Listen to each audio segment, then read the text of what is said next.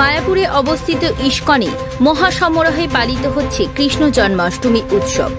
অধিবাসীদের দ্বারা 3 দিনব্যাপী এই উৎসব শুরু হয়েছে সোমবার সকালে ভোর 4:30টার সময় মঙ্গল আরতির মাধ্যমে জন্মাষ্টমী উৎসবের সূচনা হয়। দিনভর চলে হরিনাম সংকীর্তন, বিশ্বশান্তিযজ্ঞ, দামোদর অষ্টকম পাঠ এবং ইত্যাদি নানা অনুষ্ঠান।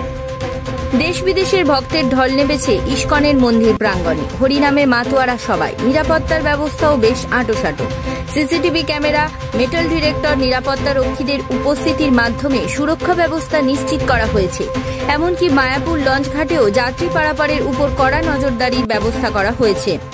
5251 বছর পূর্বে মথুরায় কংসের কারাগারে ভগবান শ্রীকৃষ্ণ পদ্মাধারী রূপে আবির্ভূত হন এবং গোটা বিশ্বপ্রেমে ভালোবাসা ও একতা ছড়িয়ে দেয়।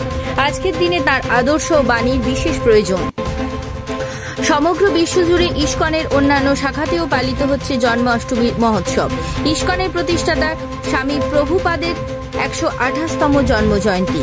প্রতি বছর ভাদ্র মাসের কৃষ্ণপক্ষের অষ্টম দিবসে পালিত হয় জন্মাষ্টমী তিথি। শাস্ত্রপুরাণ মতে এদিনই ভগবান বিষ্ণুর অষ্টম অবতার শ্রীকৃষ্ণ জন্মগ্রহণ করেছিলেন দুষ্টের দমন ও শিষ্টের পালন করতে।